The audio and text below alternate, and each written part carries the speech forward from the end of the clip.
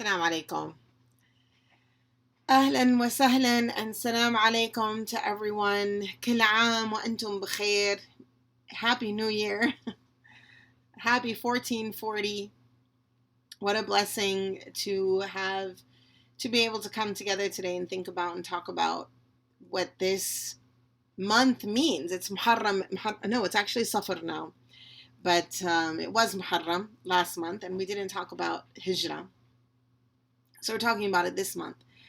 And this, Bismillah ar-Rahman ar-Rahim, salatu salam ala khatam al-anbiya Sayyidina Muhammad wa ala alihi ashabi ajma'in. I hope you're all well.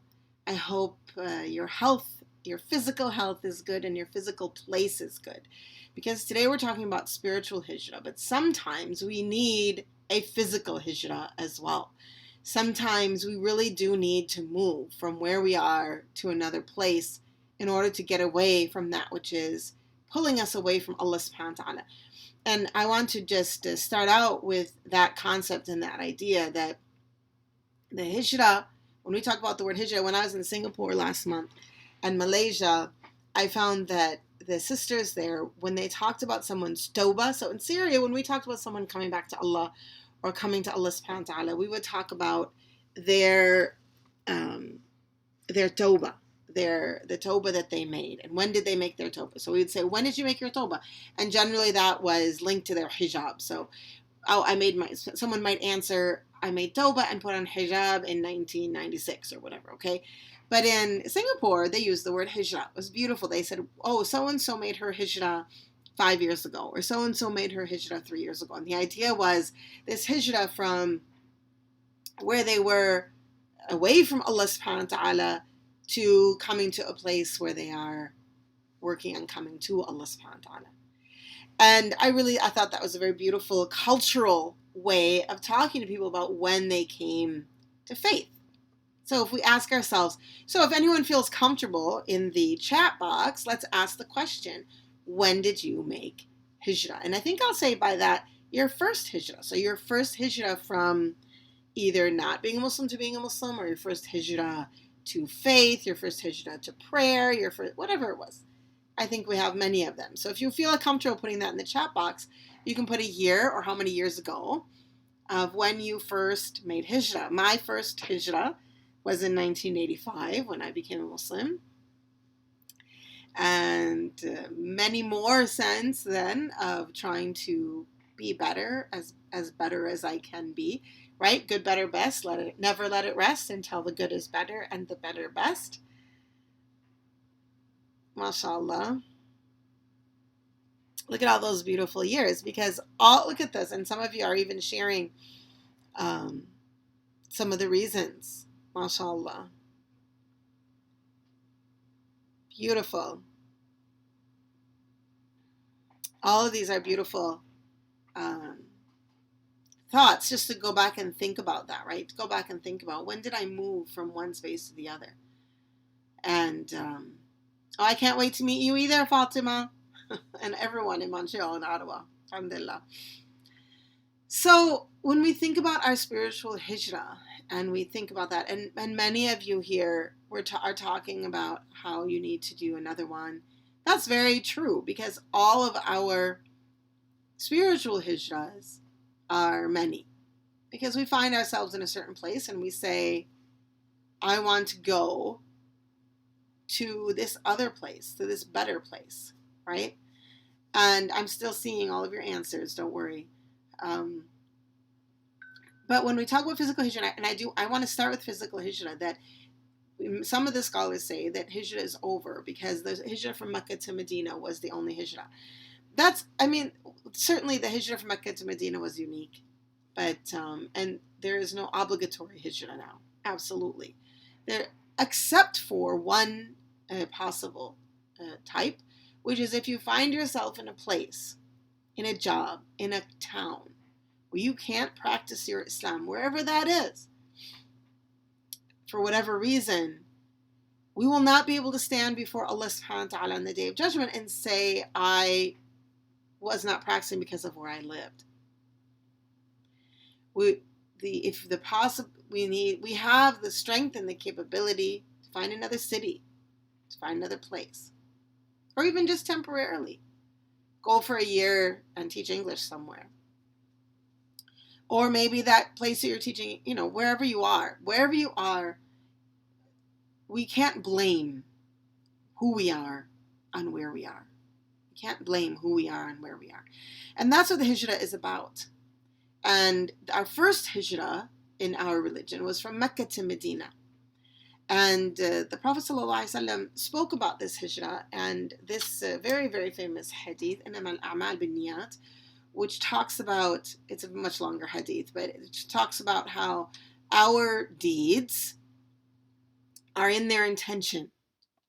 And so the hadith goes on to say, whoever makes hijrah for the sake of a woman or the sake of a man, same idea, the hadith just mentions a woman, or the sake of economic prosperity. So those who go on hijrah from the Middle East to America, or Pakistan to America, or to the UK, in order for financial gain, their reward is only for that financial gain. That's all it is. And so that hijrah from Mecca to Medina, the intention of people was important, even though it was fard. And so in this hadith, what he tells us is that our hijrah is for what we go to hijrah for.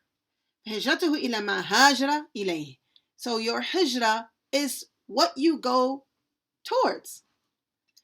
So I want to use this as our sort of base thought for the beginning of our talk today.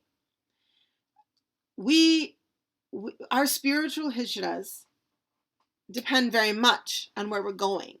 Where do we want to be? Where do we want to go?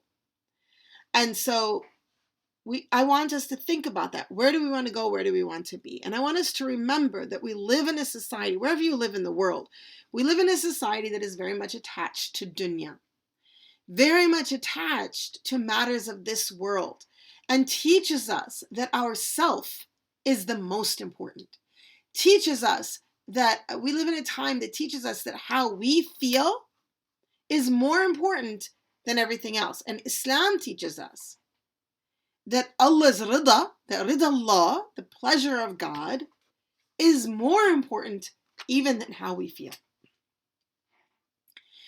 And so our hijrah needs to be to the pleasure of God. And the pleasure of God, the pleasing of God, will bring us happiness in this life and the next. So we become of the su'ada ad-dareen, those who are happy in this life and the next.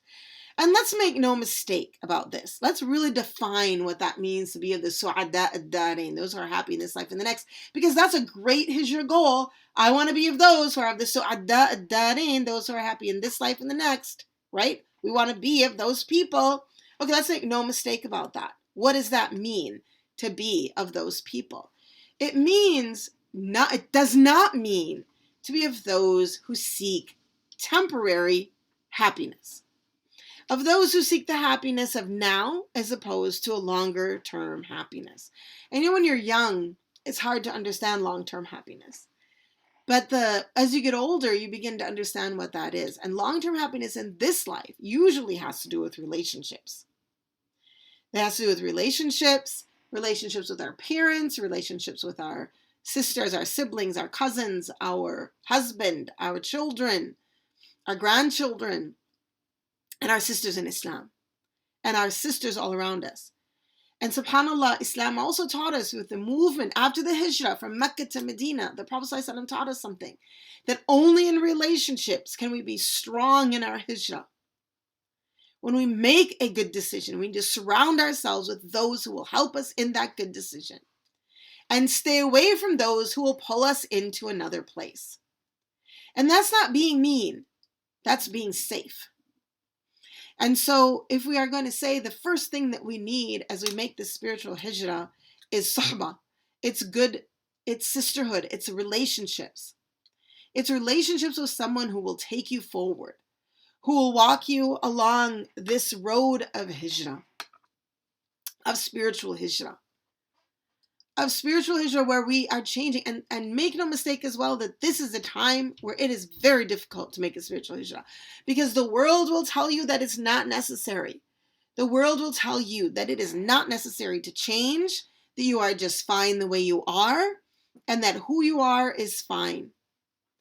And that, and it takes great wisdom and great light and great reflection and help from a mentor and help from sisters who are farther along the path than you to discern and to figure out, where am I okay? Where am I not okay? What are the things that I need to change? And what are the things that I desperately need to stop and that I desperately need to think about?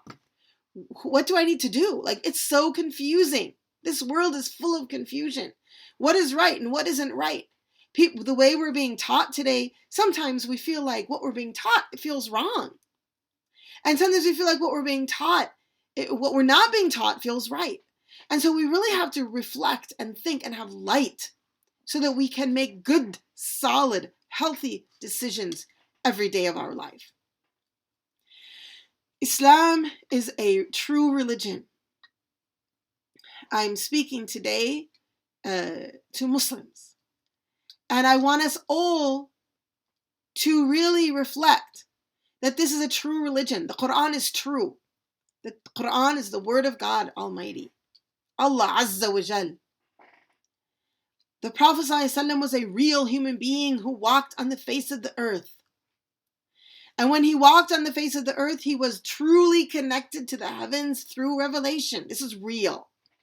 This isn't imagined. It's not a myth. It's not pretend.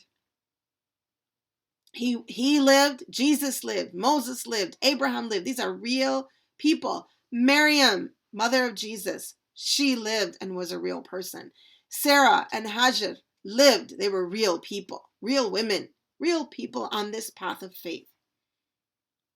Khadija radiallahu anha was a living human being who spent her life and her health and her time and her money, all of it, in order to establish this religion on earth. The first thing we need to make hijrah from is doubt. The first thing we need to make a spiritual hijrah from, we need to leave the space of doubt and move into the space of certainty. The place of doubt, we live in a time of great doubt. We live in a time when people will speak badly of our prophet. When people speak badly of Allah, the creator of the earth. When people have become their own individual Fir'aun, where people believe that they themselves can understand the entire creation, that they will tell you that Prophet Muhammad ﷺ got it wrong, that the early people, they got it wrong, but we in our enlightened state have it correct. Listen, read history, because throughout history, people have continued to believe that they were the enlightened ones and they had it right. And it's not true. The ones who have it really right are those who had the veils between this world and the next world, between the veils between themselves and God removed through revelation. And that is why they are our messengers, because that veil has been removed. They are connected to revelation. They are receiving truth and then passing truth on to us. And it is in our trust of them that we take that truth. So first we move from doubt to certainty. How do we do that? Well, we do that through learning, and we do that through worship. If you are experiencing a place of doubt, if you're experiencing within your deepest heart a place of wondering, is this true? Is hijab true? Is the Quran real? Is the Prophet ﷺ actual? I highly recommend to you the repeating of La ilaha illallah, La ilaha illallah, La ilaha illallah at least 1,000 times a day. If you find yourself in a place where you're wondering if certain sins are actually acceptable or not, I recommend to you istighfar. Astaghfirullah, astaghfirullah, astaghfirullah. I recommend do these things, and you will make hijrah from the place of doubt. And don't let shaitan come to you and make you feel like you aren't worthwhile because you are in a place of doubt. No, you are worthwhile. You are worthwhile. God created you. Allah subhanahu wa ta'ala, huwa khaliq al-musawwir. He created you. He created you to be this person, and you are worthy of going to Jannah. Know that. Allah created your soul, took that soul and put it in this body, and you your path to Jannah has been made clear to you through Islam, the Quran, and the Prophet ﷺ. Having doubt is a result of this time. I read on Instagram yesterday that the word secular, it was in Hamza Yusuf's thing. I'm sure he doesn't post it, but one of his students posts for him. A quote from him that said, secular actually is from the Latin, which means the here and now. Which is really very interesting because, excuse me, we live in a time that values the secular, that values the here and now, and forgets the importance of everything else, the past and the future. But we live in a time of the past and the future, because you can't live in the here and now without the past and the future connected to us. Our past is important, and our personal future is critical. I once, like in 81 or something, I saw a television show. It was a talk show. I don't know. It was pre-Oprah. The first person who ever had a talk show. His name was Phil Donahue. And I used to watch his show. And maybe it was earlier, even 79 or something. Anyway, so he was interviewing someone. And for some reason, they were talking about the Day of Judgment. And they said something that they could say on TV back then that actually stuck with me forever and was probably had something to do with my conversion. They were talking about the Day of Judgment, and they were talking about when is the Day of Judgment and how do we know? And I think it was Phil Donahue who said, well, it doesn't really matter, does it? Because on the day of death, that's really the Day of Judgment for all of us. And there's truth in this. It's not 100% true. The beauty of Islam, we understand and know that we can leave sadaqah jariyah behind. We can leave good deeds behind that will continue to enrich our afterlife. We can leave people behind that will make dua for us. But there is truth in it, and remembering that this life is limited. It's limited. I saw Sheikh Hamza last weekend, and he was showing us Zaytuna, the new campus. And it's a beautiful campus, mashallah. And he said something. He said, this belongs to you. He meant the Muslim Ummah. And we are on our way out. And, he's not that old, but he's right. He's right. We are on our way out. And we are all on our way out.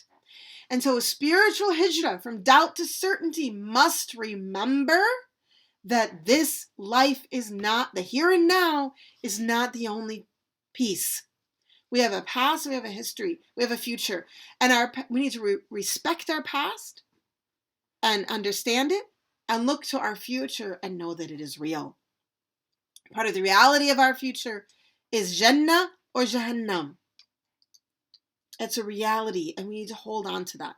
So one of the spiritual hijrahs we need to make is from doubt to certainty. And again, if you are in a place of doubt and you are struggling, I recommend to you proactive repeating of La ilaha illallah every day, astaghfirullah every day, at least to 1,000. See if you can do more and move forward with that.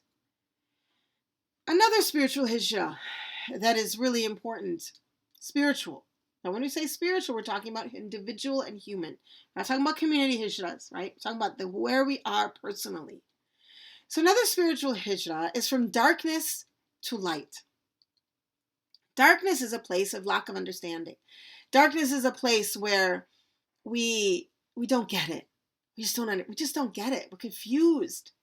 We can't see clearly. We don't know what decisions to make. We don't know what to do. We are confused about this life. We're confused about, should I do this? Should I do that? We just are the confusion of darkness.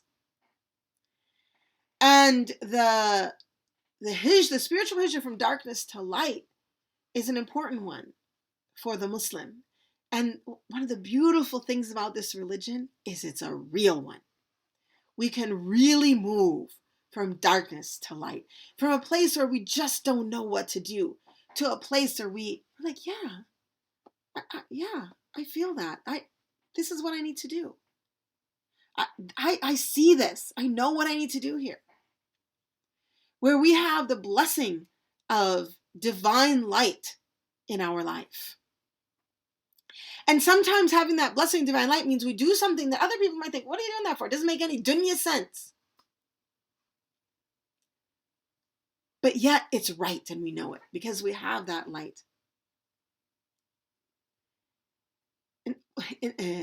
Allah subhanahu wa ta'ala, He is وَلِيُّ الَّذِينَ آمَنُوا. He is the friend of the one who believes. He takes us from ظُلُمَاتِ إِلَى النُّورِ, from darkness into light.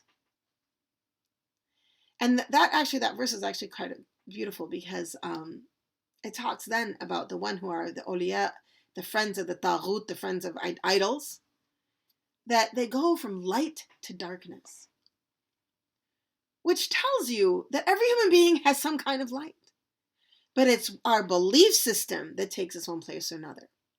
And so go to the light, like make spiritual hijrah to light. And to make spiritual hijrah to that light, what we need to do is we need to focus on our worship. And again, ilm, I have to say that ilm is something we cannot go without. We must continue to learn, to read, to connect, to memorize Quran. But we need worship and ibadah. We need to have that space of light. Of light, that's what I want to go to. Of worship. And worship that is consistent. And this religion is a religion that asks us to pray 5 times a day. And in that prayer of 5 times a day, there is growing. But when we miss it, if you miss a prayer, you feel the darkness. And I'm telling you, and if you are a regular tahajjud prayer and you miss tahajjud, you will feel the darkness. You feel the dullness. I know you know it. I know that one day in your life you missed fajr or something. And there was a dullness and a darkness that sank upon you. And so if your worship is lessening, or if you're not increasing, know that there is more light and less dullness in your future. So the more sunnah prayers that you can pray, the more duha, awabin, tahajjud that you can pray, the less dullness and the less darkness is in your future. So make spiritual hijrah from being a person of little worship to becoming a person of regular, consistent worship that increases slowly over time. Or if you have a weekly, like Fridays for intensive worship or something like this. Hijrah needs patience, striving, and dedication. It needs sabr. It needs jihad. And it needs iltizam. These are the 3 Arabic words for patience, striving, and commitment. There will be days that are hard. There will be days that you wonder if you're even doing it right. The Prophet ﷺ, when he went before the Hijrah, when he went to Ta'if, and he came out of Ta'if, and it was such a difficult experience of rejection. He had gone to find a safe space for Muslims, and he was rejected in a very harsh manner. And what is the dua? The beginning of the dua? Allahumma إليك أشكو ضعف قوتي. Ya Allah, to you I complain of the weakness of my strength. To you I complain of my own weakness. وقلة حيلتي وهواني على الناس. يا أرحم الراحمين. أنت رب المستضعفين وأنت ربي. إلى من تكلني. To who do you leave me? This is a very intimate dua. Ya Allah, to you, this is a very sort of, in the meaning of it, translation. To you I complain of the weakness of my own strength, my little capabilities, and my inability to influence people. O most merciful of those who have mercy, you are the Lord of the weak. You are my Lord. To whom do you leave me? And then it goes on, and we can post this somewhere we'll post it under the YouTube. It's a very famous du'a. But the piece I want to get to is when he says, Min an tunzila bi غضبك. We just don't want you. I just don't want you to be angry with me. Keep away from your anger and your displeasure. And here in this place, when we're talking about spiritual hijrah, is this space that I'm talking about. And the hijrah, the work involved in a spiritual hijrah. Not only do we live in a secular time, we also live in a time that prefers to take a pill to solve all of our problems. We prefer to do one thing. Give me a pill so I can fix it. And the work of hijrah is not a pill. If we look at the Prophet ﷺ, he begins by speaking to the tribes. He goes to Ta'if, he's rejected. Isra and Mi'raj is part of this story. He starts sending people to hijrah. 2.5 months later, he himself goes. People struggle on their way there. When he finally gets there, he has things that he sets up to conclude the hijrah and make it work. It's a complicated effort, hijrah. And it's a complicated effort that seeks the pleasure of God and seeks to make sure that Allah subhanahu wa ta'ala is not angry with us. It is not an arrogant, I'm doing fine.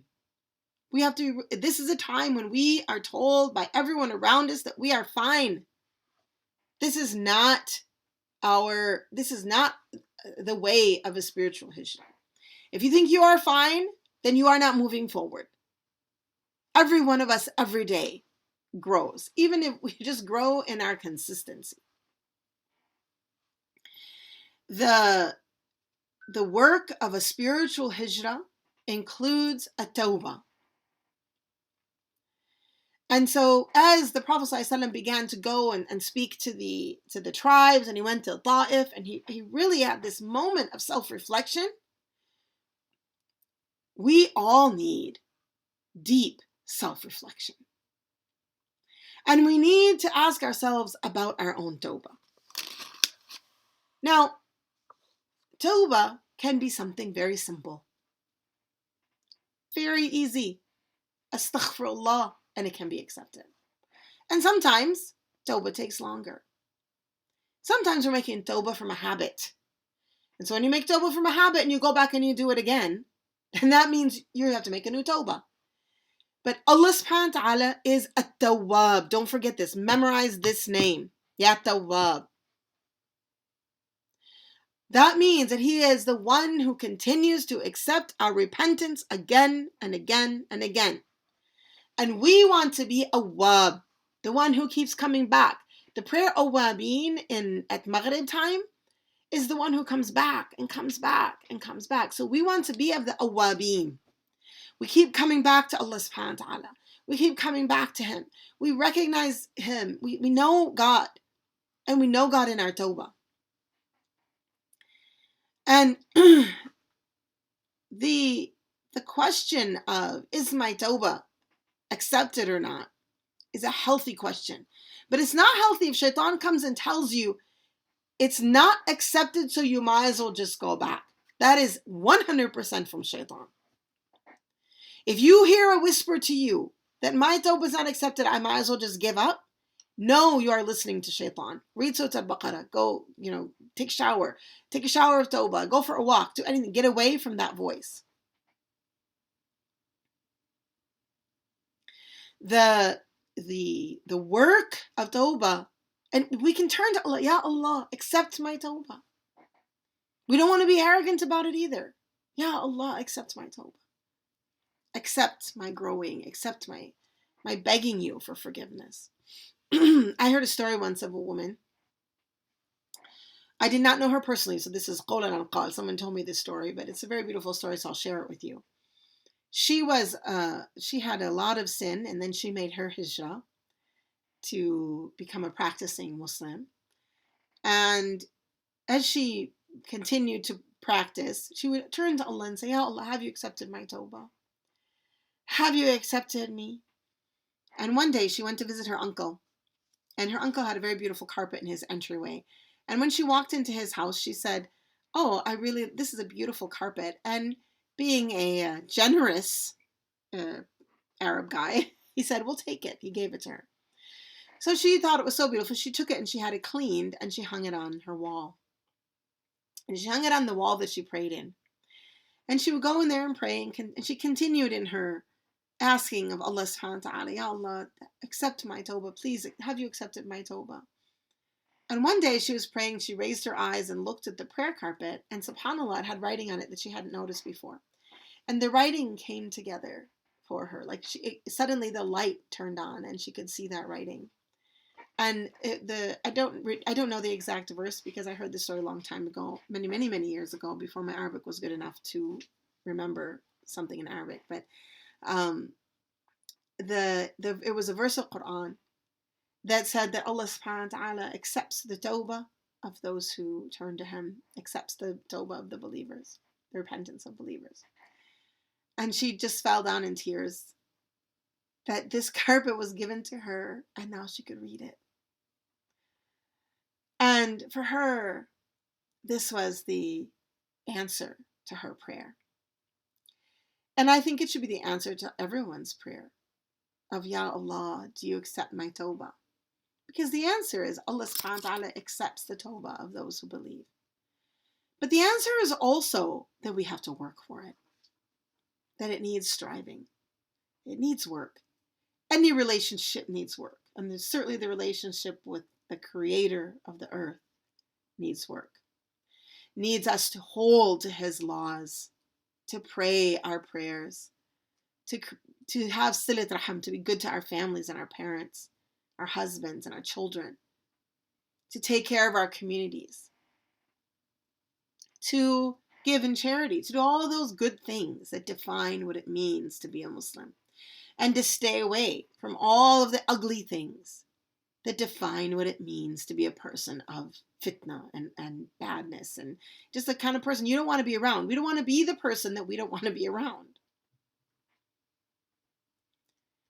So tawbah, trust that Allah subhanahu wa ta'ala is al-Ghaffar, al-Ghafoor, that he is at-Tawwab. Trust that without arrogance. And know that in your spiritual hijrah, Allah subhanahu wa ta'ala will get you to Medina. That you'll make it, even though there will be treachery. There could be treachery and difficulty along the way. But that even though the road is difficult, that the road belongs to us. Now, the story of the hijrah, of course, there's much about it. I'm not going to do the story of it right now. Take the Sira class, even the companions class, we talk about a little bit there. Instead, I want to talk about things that we learn from the hijrah, so that we can apply these things to our own hijrah and our own life.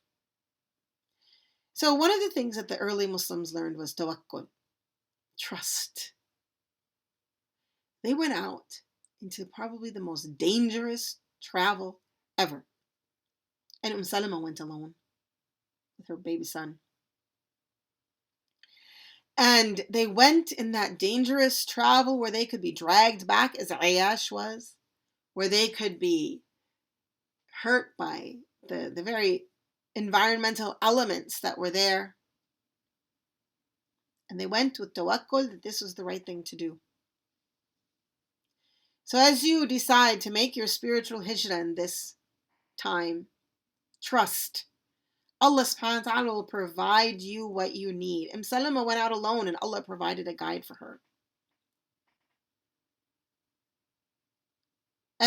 sometimes this road is lonely. There can be a real loneliness on the road of holding on to truth. And you will sometimes be trialed in that loneliness.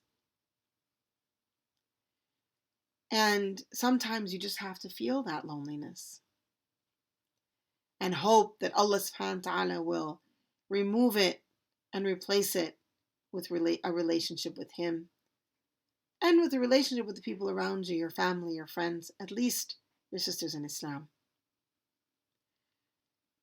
But we have to trust and we have to keep walking. The Hijrah was a long, difficult road. It took a long time. Your Hijrah will take time too. Putting on hijab, starting to pray, is the first step. It's getting on the camel. But the Hijrah to where we want to be, where we live our lives as practicing, believing examples of what it means to be a follower of the Prophet ﷺ, will take time. And we need to be patient with ourselves and have trust. When things are tough, when we're not really sure if we're doing the right thing, we're not really sure if we can make it tomorrow, we need to trust that Allah subhanahu wa ta'ala will take care of us. You know, the other thing is that we need to be smart. So all of those who did Hijrah, with the exception of Umar radiallahu anh, went in secret. Even the Prophet sallallahu alaihi wasallam. They went in secret. So you don't have to announce to everyone the good deeds that you're intending to do. Sometimes when we tell people, they try to break us down. They tell us you can't do it. It's just like on a diet, right? If you want to go on a diet, you start telling everyone, they'll be like, oh, you can't do it. Oh, you can't lose weight. Oh, you're not really going to be able to do that. Oh, you're not really going to be able to this or that. And so they take the wind out of our sails. In the same way, it's not necessary to share with everyone your deep hijrah, your deep spiritual hijrah. Umar radiallahu anh was the only one who did that. And unless you're an Umar, I suggest that probably you wouldn't do that. He was of the most courageous of people. He knew that in announcing it, they could all come after him and drag him back. But he felt that he could manage that. So if you feel you can manage people's attempt to drag you down, announce. Otherwise, it's okay. Keep it in. Keep it close. Keep it close. Now, one of the things as a Muslim woman that becomes difficult is that Allah subhanahu wa ta'ala has asked us to be very courageous in this time. To be very courageous and strong and brave. Because when you wear hijab, you announce every day that you are on a spiritual path. You announce it and you are clear about it. And so in a way, every woman is Umar ibn al-Khattab, who said to the people, I am going, this is not a quote, who said to the people about his hijrah, but for us, we say to the people every day, I choose Allah, I choose Islam. And who wishes to fight me on it, then let them meet me with my words and my good deeds. Because we're certainly not about to take out our swords as he warned them against his sword. But there's truth to be said and know that all of us must be brave and strong. And so right now I just want to pause for a moment and I want to give you I want to congratulate you on the reward for the strength in making the daily statement that you are on a spiritual hijrah. May Allah reward you and strengthen you. For those who are wearing hijab, for those who are not wearing it yet, may Allah give you the strength to be an Umar of this time. And may Allah subhanahu wa ta'ala give you the internal Umar. We all have to work on that internal Umar. The internal Umar radiallahu anh, who when he walked, Shaitan walked on the other side of the road. We all need to work on that. We are in need. We need to make spiritual hijrah to have that inside of us. Well, I believe that we can work on that, but we need to study him maybe and really learn about him. Maybe we need to do an Umar class on who he was.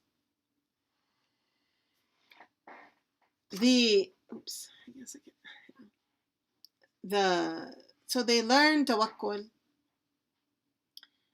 and they learned they had bravery, they had consistency, they had commitment to be able to do this hijrah. They also knew that in order to hold on to the hijrah that they made, they needed suhbah. They needed good companions. So look around your neighborhood, look around your family. Who can be your companion? And it's sometimes a companion will change. And that's hard. That's so hard. But you need people who will take you to Allah, who will help you to go to Jannah. So look around and find those people. And in this beautiful world, the online world, subhanAllah, there's a lot of a lot of space to talk about the damages of the global internet cycle. But here we can talk about the blessing to have online sisters who think like you do, who are they're on that path with you, who you can talk to and share with, privately or in a group. So hold on to your online sisterhood. And anyone who's here who is not in an online sisterhood, just let us know. I'm starting a brand new halaqah it's quite a large group, but that is an online sisterhood there you can meet people with. I know last year, the Joy Jots group, many people found sisters there in that online sisterhood, and then they got together and met each other and became friends. And so we need to be open to that sisterhood, be open to making new friends, be open to that connection. And it's okay if they are online. It's okay. Okay. And being online, in fact, can be a wonderful, wonderful strengthening thing. And then we can get to know each other face to face as well. So for those of you so I'm opening up a new halaqah, and that is in one group, and it's called Padawans. And so if you would like to join that, you would need to email circlesoflight@rabata.org. Correct? Is that right, admin staff? Please get on top of that. I have someone who is in charge of these things, and her name is Nusayba. So it's Nusayba with an O. So if someone contacts you on WhatsApp, she's not on today, with the name of Nusayba, that's the right person, okay? Yes, Ameen. Okay, so I didn't give an address actually, but Circles of Light. There it is. I did. Oh yeah. Okay, that's for suhbah.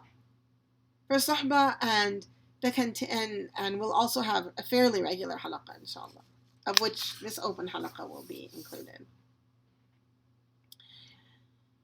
Allah subhanahu wa ta'ala says, الَّذِينَ آمَنُوا وهاجروا وجاهدوا في سبيل الله بأموالهم وأنفسهم أعظم درجة عند الله وأولئك هم الفائزون يبشرهم ربهم برحمة منه ورضوان وجنات لهم فيها نعيم مقيم. I'm going to translate this. الذين آمنوا, those who believe, وهاجروا, and do hijrah, وجاهدوا, and struggle and strive. Never imagine that it's easy. في سبيل الله, struggle and strive in the way of God with their money and their very selves. These are the two things that today's world tells us. Today's world tells us what? That our money and our very selves belong to us, and we should hoard them. We should hoard our money. We should hoard ourselves. We should hoard our emotions. That's what this world tells us today. Allah subhanahu wa ta'ala says, وَجَاهِدُوا فِي سَبِيلِ اللَّهِ بِأَمْوَالِهِمْ وَأَنفُسِهِمْ الَّذِينَ آمَنُوا وَهَاجَرُوا وَجَاهَدُوا فِي سَبِيلِ اللَّهِ بِأَمْوَالِهِمْ وَأَنفُسِهِمْ, and go in the way of Allah subhanahu wa ta'ala with ourselves and our money. What happens then? So if we do that, if we decide to do that, so today is our Spiritual Hijrah class. Well, inshallah, from this day forward, all of us will have a new Spiritual Hijrah. Even if you're already in a Spiritual Hijrah, we will start a new one.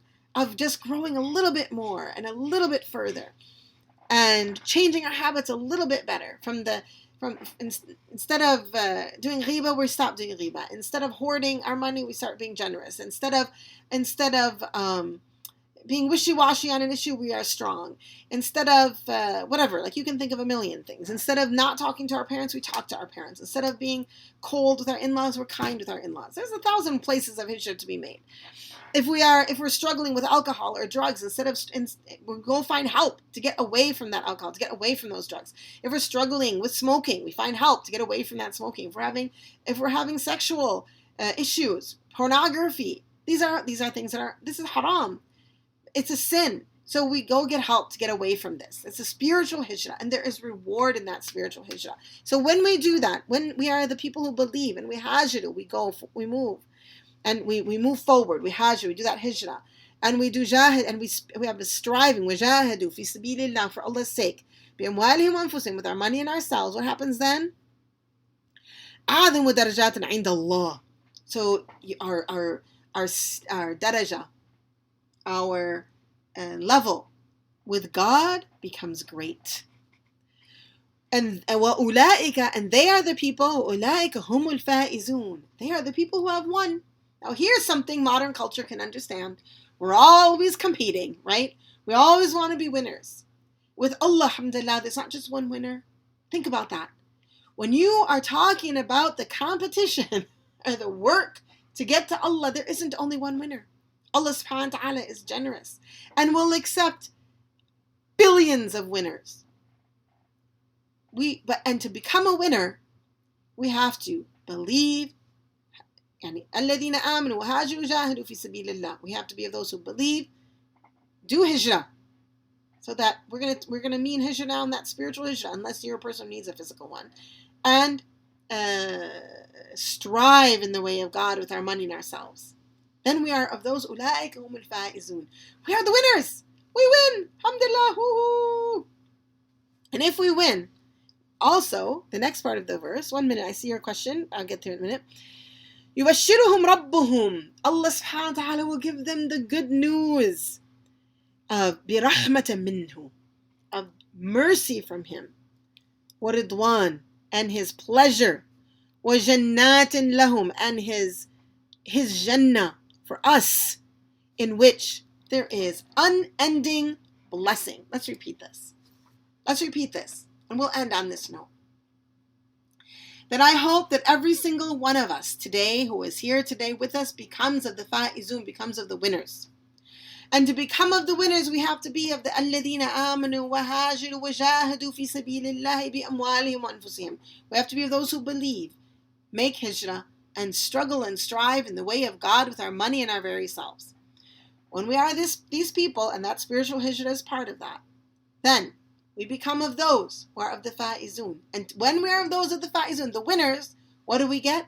We get what we started out with today: the mercy from God, the pleasure of God, and his jannah, this jannah that will be never ending. This jannah that will never end. This is and when you're looking for that internal happiness, that's when you're getting that rahmah and that ridwan and that jannah on this earth. And may Allah subhanahu wa ta'ala do that for all of you. May we all be the winners. Yes, Aisha. May we all be of the winners. And one more thing I want to say. If you are trying, you are a winner. Because that's what this says. الذين آمنوا. Do you believe? لا إله إلا الله محمد رسول الله. Hijrah. Are you striving to be better every day? Are you trying to make a little spiritual hijrah? جاهدوا في سبيل الله بأموالهم وأنفسهم. Are you doing your best to fix yourself and to work on yourself and be generous with your money? Alhamdulillah. Then you are of the faizun. And being in that place means that you are a person who is in the receiving end of the rahmah, the mercy, which one day we have to just talk about what that even means. And the ridwan, the pleasure. and the Jannah of God Almighty. Allahu Jalla Jalaluhu Azza wa Jal.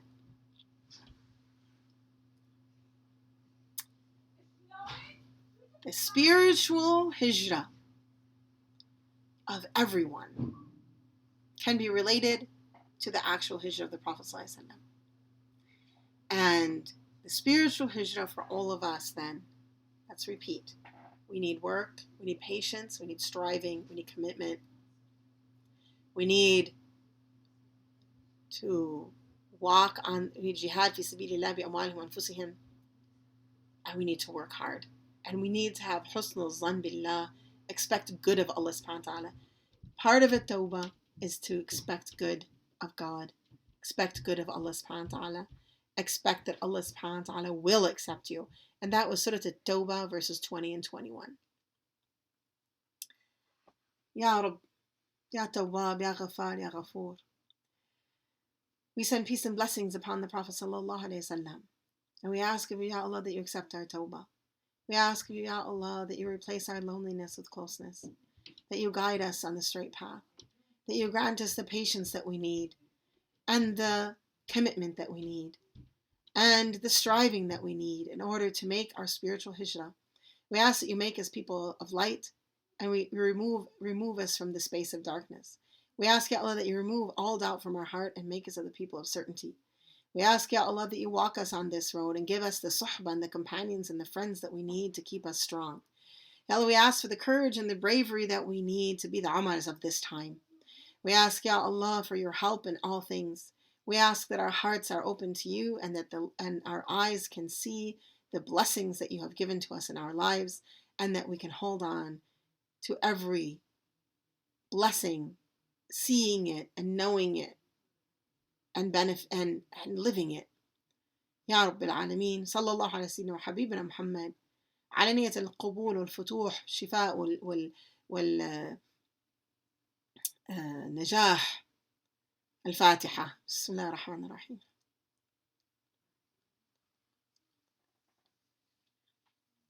اللهم صل وسلم وبارك على سيدنا محمد. Okay, so do email circlesoflight@rabata.org if you do want to join the new halaqah that will be starting the first weekend of November. It's part of a WhatsApp group, so if you would like to join that WhatsApp group,